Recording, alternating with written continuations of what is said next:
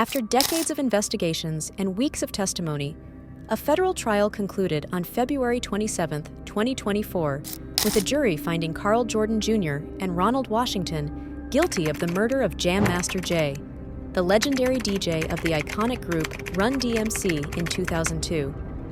The verdict brings closure to a case that has long haunted the hip-hop community, shedding light on a conspiracy driven by greed and revenge, Rolling Stone reported. Brief reminder of what happened. October 30th, 2002 remains a haunting entry in the chronicles of hip-hop, a day where the rhythm of Queens was silenced with a gunshot. Jam Master Jay, the DJ maestro behind the turntables of Run DMC, met an untimely end within the walls of his recording studio. As he sat on the couch innocently playing video games with his friend Tony, Jay's studio manager, Lydia, let in a couple of well-known friends of his. After they were allowed entrance into the secured studio, they pushed Lydia aside, threatening her and demanding her silence, as they then walked directly up to Jam Master Jay, and while pretending to greet him warmly, coldly executed him with one shot. Jay's friend Tony was also shot in the leg. Jay's assailants then escaped out the back of the studio via a fire escape. Jay was 37 and left a wife and 3 children behind. This true crime narrative isn't just about unraveling the threads of a heinous act, but about exploring the intricate web that led to a hip-hop legend's tragic demise. Made all the more difficult as all of the eyewitnesses followed the code of the streets and refused to talk or cooperate with the investigation. Join us on this poignant journey as we dig deeper into the darkest recesses of Jam Master Jay's final moments and the long-delayed quest for justice that eventually unfolded 2 decades later. Before we dive into the dark details, let's take a step back to understand the players in this macabre symphony. Before his murder, Jam Master Jay, who was born Jason Mizell, was a rap luminary who carved hip-hop's path creating Run DMC's iconic beats. He was the DJ in Run DMC, a rap group that came to fame in the early 80s, and he helped usher in hip-hop's first golden age with hits such as It's Like That, You Talk Too Much, and their wildly successful crossover hits. It's Tricky and Walk This Way, created and performed in collaboration with Aerosmith. Run DMC were awarded the first gold and platinum albums in hip-hop, and were in the vanguard as rap crossed over into mainstream popularity. Their popularity cannot be understated. At the time, even their fashion, early streetwear characterized by unlaced Adidas, thick braided gold chains, and oversized black bomber jackets, was iconic and widely emulated. Their strong business sense and grasp on branding and marketing made major brands like Adidas take note of the marketing opportunity with musicians, another way in which the group was pioneers. While it is common 2 decades later for music icons to be associated with fashion, it was Run DMC that led the way in the early 80s. However, after nearly owning the 80s, Run DMC's last big record was in the early 90s. They passed the torch to West Coast style and the new popularity of artists like Dr. Dre and Snoop Dogg. Amid the waning fame of Run DMC, Jay forged his own path, birthing JMJ Records and establishing a recording haven in Queens. Becoming a maestro behind the scenes, he not only crafted music, but also played a pivotal role in launching budding artists, including the likes of 50 Cent. Yet, as the limelight dimmed, whispers of financial struggles surfaced, pointing to an alleged pivot into the dark world of cocaine dealing during the late 90s, an assertion vehemently denied by his family, but acknowledged as an open secret. Drowning in the depths of back taxes amounting to several $100,000, Jay faced a tumultuous era. Paradoxically, while rumors hinted at illicit activities, he remained a beacon in the neighborhood, a hero with unwavering community dedication. When tragedy struck in 2002, Jay's legacy extended beyond music. A grieving wife and children remained to bear the weight of his untimely departure. With his demise, the curtains fell on Run DMC, a groundbreaking ensemble that had etched its name in the annals of hip-hop history. Their pioneering spirit, however, echoed through time. In 2009, Run DMC shattered barriers once more, securing their spot as the second hip-hop act to be enshrined in the revered Rock and Roll Hall of Fame, a testament to their indelible impact on the musical landscape. The other 2 key players in this chilling narrative, Jay's purported assailants, Karl Jordan Jr., and Ronald Washington. Karl, a mere 18 years old when Jay met his tragic end, stood as Jay's godson, a perplexing twist that begs the question: could familial ties truly conceal a sinister web of betrayal leading to Jay's murder? Flip side, there's Ronald Washington, a shadowy figure with roots in Jay's childhood. In the days surrounding Jay's demise, Ronald found refuge in the home of Jay's sister, trusted to be alongside her children. Despite the apparent closeness to Jay and his family, Ronald's own story took a dark turn. A few years after Jay's murder, Ronald found himself incarcerated for armed robbery, an unrelated crime to our tale, yet casting a looming criminal shadow. Reports painted him as a notorious career criminal, a figure that instilled fear in those who crossed his path. His journey, one that led him into the depths of prison, leaves an enigmatic trail in the narrative we unravel today. The day of the murder. In the sanctum of Jay's Queen's recording studio, under the ominous veil of that ill-fated October night, echoes of gunfire shattered the serene ambience around 7:30 p.m. Witnesses Tony Rincon and Lydia High found themselves abruptly plunged into a harrowing nightmare, paralyzed by fear, unwilling to recount the chilling execution they had observed. Picture the scene they must have witnessed. Jay innocently engages in a video game session on the couch with his friend Tony, when Lydia, the vigilant studio manager, unwittingly grants entry to a couple of familiar faces. However, the camaraderie quickly morphs into menace as these supposed friends shove Lydia aside and issue threats that compel her to silence. As Washington guarded the studio's entrance, Jordan, armed with a .40 caliber gun, approached Mizell. Moving with cold precision, Karl approaches Jay, masquerading warmth with a facade of greetings, only to callously execute him with a single fatal shot. The collateral damage extends to Jay's friend Tony, who suffers a gunshot wound to the leg. A third actor in this sinister drama, Jay Bryant, poised to face trial in 2026, allegedly helped them get in through the studio's front entrance, as well as orchestrating the flight of Washington and Jordan via the fire escape window. The wounded Tony Rincon, who had been engrossed in video games with Jay and Lydia High, an employee of Jay's JMJ Records, were the sole eyewitnesses to the macabre event. Their testimonies, poignant echoes in the trial, stood as harbingers of the tragic narrative, while others in the studio's control room merely heard the haunting reverberations of gunshots. The investigation and motive. Yet, beneath the smoke and shadows, a haunting question persisted. What orchestrated this macabre symphony of violence? And who held the conductor's baton? At the time of his death, New York authorities pledged a reward of $50,000 for any leads aiding in solving the homicide. Music industry heavyweights, including Eminem, Jay-Z, and Aerosmith, collaborated to offer an additional $250,000. But over 20 years passed before the case found resolution. As the investigation unfolded, it resembled a complex puzzle with missing pieces. The code of the streets dictated silence, turning eyewitnesses into reluctant conspirators. The code of the streets phenomenon has complicated other high-profile trials, such as Tupac Shakur's and the notorious B.I.G.'s, aka Biggie Smalls. The code of the streets, an unwritten law enforcing strict silence among those entangled, even unwillingly, in the world of crime, becomes a formidable obstacle to police investigations. In cases like Jam Master Jay, the notorious B.I.G., and Tupac Shakur, this code serves as a powerful deterrent, stifling potential witnesses and turning them into reluctant conspirators. The tight-knit communities these artists emerged from often prioritize loyalty to the community over cooperation with law enforcement. This reluctance to speak up hampers the investigative process, leaving critical gaps in the pursuit of justice. The shadows cast by this code deepen the complexities of high-profile cases, making it challenging for law enforcement to unravel the intricate web of criminality and bring closure to the victims and their grieving families. Shifting testimonies and conflicting narratives further obscured the truth, creating an investigative labyrinth. As the layers of the case peeled away, motives emerged, painting a portrait of revenge.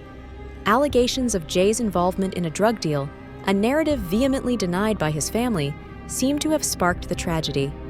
The murky waters of the drug trade, betrayal, and an undercurrent of resentment shaped the motive, leaving us to grapple with the stark realities of a life cut short by vendetta.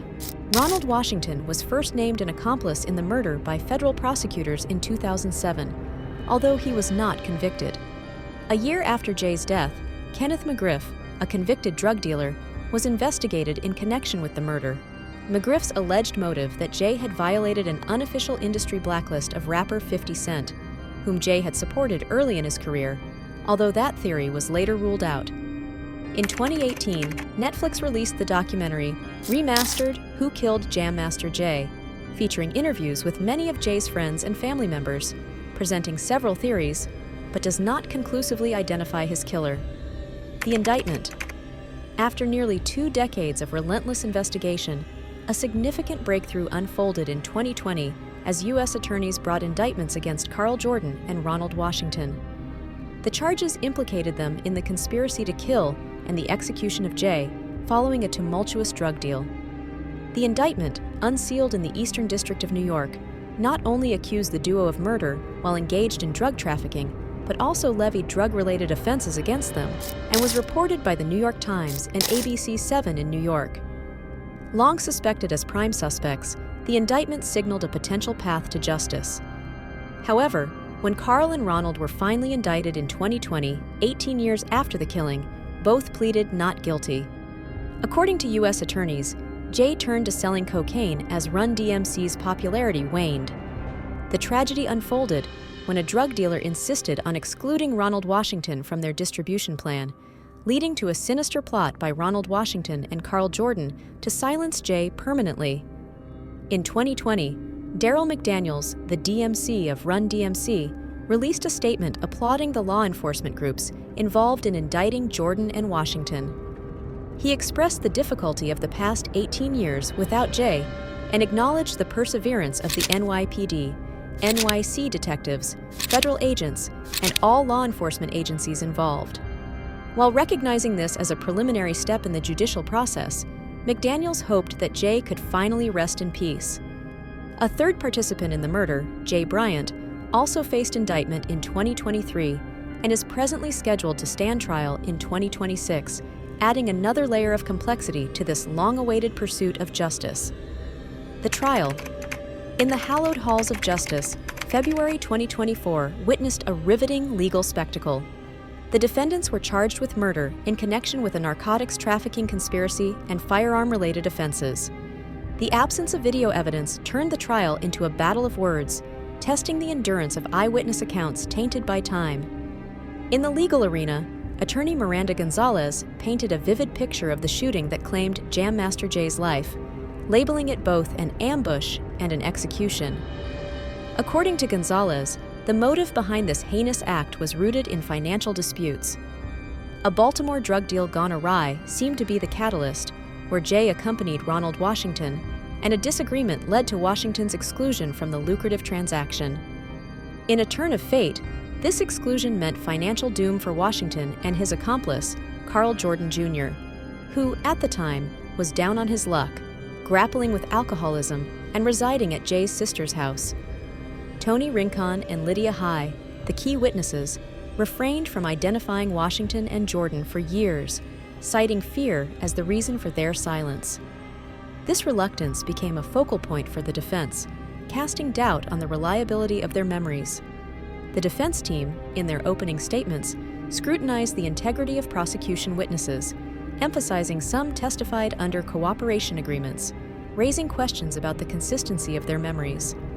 A cooperation agreement in legal terms refers to an arrangement between a witness and the prosecution, wherein the witness agrees to assist law enforcement in exchange for leniency or other favorable considerations.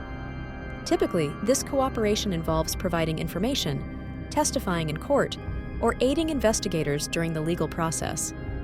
While cooperation agreements are common tools used to secure evidence and build a case, they can introduce challenges to the credibility of a witness's testimony. Defense attorneys often exploit this aspect during cross-examination, emphasizing the witness's vested interest in the case's outcome and raising questions about the integrity and reliability of their testimony. As a result, cooperation agreements introduce a layer of complexity and scrutiny into witness testimonies, requiring careful consideration by the court and legal teams involved in the trial. Despite the defense's attempts to challenge witness credibility, Tony Rincon and Lydia High's testimonies, along with others, created a mosaic detailing the night of the shooting. Tony vividly recalled the events, describing Jay's warm greeting to the assailant before the shots rang out. His testimony included the chilling moment when Jay fell. Tony, wounded in the chaos, delayed reporting the identities of the killers due to shock and fear for his safety, only revealing this crucial information in 2017. Lydia's emotional testimony paralleled Tony's account, emphasizing her fear and discomfort in naming the defendants. She detailed Jay's initial smile at the killer's entrance and the subsequent gunfire, leading to her escape. Although she couldn't explicitly identify Jordan as the shooter, she noted a neck tattoo resembling his. High, like Tony, delayed revealing critical information to the authorities due to fear, eventually disclosing it in 2017. Other witnesses provided additional layers to the narrative. Jay appeared nervous before his death, and Stefan Watford, Jay's cousin, recalled Ronald Washington's ominous statement predicting something bad would happen. Ralph Mulgrave, a convicted drug dealer, confirmed Jay's involvement in a plan to distribute drugs in Baltimore, but defended Jay's character, stating he wasn't a drug dealer by trade. The trial unfolded with the backdrop of law enforcement officers describing a chaotic crime scene exacerbated by the absence of video evidence.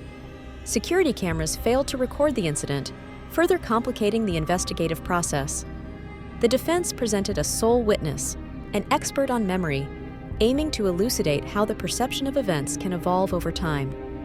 As the courtroom drama unfolded, witness testimonies, legal maneuvers, and the intricacies of the case painted a vivid yet complex picture of the events leading to Jay's tragic demise.